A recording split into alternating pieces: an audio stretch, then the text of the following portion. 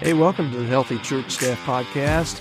Today we're going to tackle a question that's as common as it is complex. How many staff members should our church really have? Hi there, my name is Todd Rhoades. I'm one of the co-founders over at chemistrystaffing.com and your host here on the Healthy Church Staff Podcast. It's a question that keeps many leaders up at night. If you have too few staff, you run the risk of burnout and missed opportunities, but if you have too many staff and you strain your budget and create inefficiency. So how do you find that sweet staffing spot or staffing sweet spot, I guess you should say?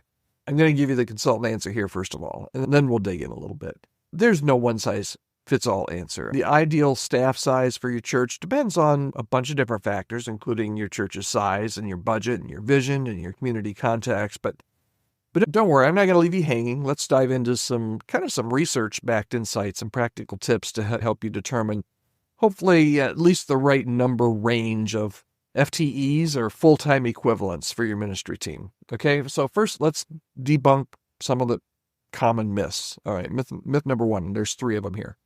Myth number one is, hey, there's a magic ratio. You might have heard the 71 to 75 to 1 ratio, 75 members per one full-time staff equivalent, staff member, or similar benchmarks. And while these can be helpful starting points, they're not hard and fast rules for every church because every church is unique. Okay, so that's myth number one, that there's a magic ratio. Put that out of your head. Myth number two is bigger is always better. More staff does not always automatically equal more effectiveness. In fact, sometimes overstaffing can lead to redundancy and inefficiency and even conflict. Bigger staffs are more people, more personalities, and they can produce more conflict. Bigger isn't always better. That's myth number two. And then myth number three is that small churches can't afford staff. Even small churches can benefit from having staff. Now, sometimes those can be shared staff positions. Sometimes those can be part-time staff positions. Sometimes they're just very key volunteers. I get that. But sometimes when you're smaller and you don't have a large budget and you need or you'd love to have a staff member, there may be some creative ways to go about it. All right, so those are the myths. How do you actually determine the right size for your church staff? Here are a few factors to consider. Well, the first is budget. You have to be realistic, obviously, about your financial resources. Your staff budget typically should fall somewhere between 45 and 55%, at least that's the average, of your overall budget should be personnel costs, 45 to 55%. I've seen some really lean staffed churches that are 35 to 40%. I've seen some overly staffed churches that are 65, 70%. That can be really unhealthy, but be realistic. If you're in that 45 to 55%, I always like to tell churches, if you can keep it under 50, man, that really allows you a little bit of buffer room to do ministry. All right, so budget is your first determiner. The second is attendance, and while this isn't perfect, your weekly attendance can give you a general idea of your staffing needs. Churches with a few hundred attendees might have 3 to 4 full-time equivalents. While larger churches, 10 or more. Some churches have 50 or 100 when they're really large. Attendance isn't the perfect indicator, but it can give you kind of a general idea. And you can check with other churches about your size and compare the number of staff that you have to the number of staff that they have to see if you're wonky in that area. Number three is ministry priorities.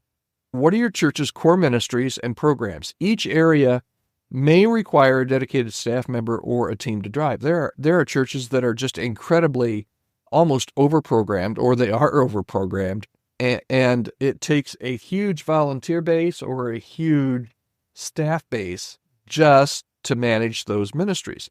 Other churches are, hey, we're going to keep the main thing, and we may have worship ministries and youth ministries and small groups, and that might be it. So if your church has just a few core ministries, that can maybe mean you can get away with a little bit less staff. If you're a highly programmed church, you might need a little bit more. Number four, volunteer base. How active are your volunteers? Are you a volunteer-driven church? Are you a staff-driven church? If you are a volunteer-driven church and you have a really strong volunteer base and they're very active, you can accomplish a lot more with a smaller staff. If you are very much staff driven, then you have to hire staff or change to more of a volunteer type of a base. And then lastly, what are your growth goals? Are you planning to launch new ministries? Do you want to expand your reach? Do you want to plan a new campus? These initiatives, things like this may require additional staff to support your growth. And a lot of churches will call us, hey, we're staffing for growth. And you can do that for a short period of time. You can't do that for a long period of time. Usually churches that are staffing for growth are kind of pushing it out. They want to grow. They want to try new things. They want to do new things. So they're hiring probably more staff than they normally would if they weren't gearing up for growth.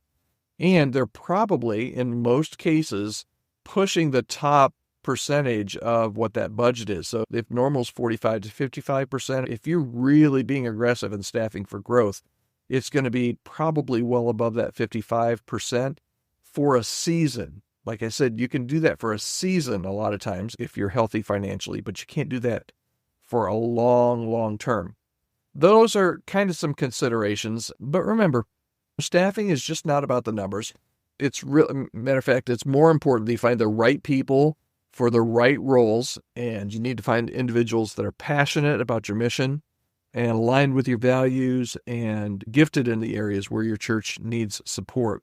Matter of fact, a smaller staff that's really dialed in and really on course with you and your church and your mission, a small dedicated team like that can be much better than a larger team that's all over the place. So here's your bottom line.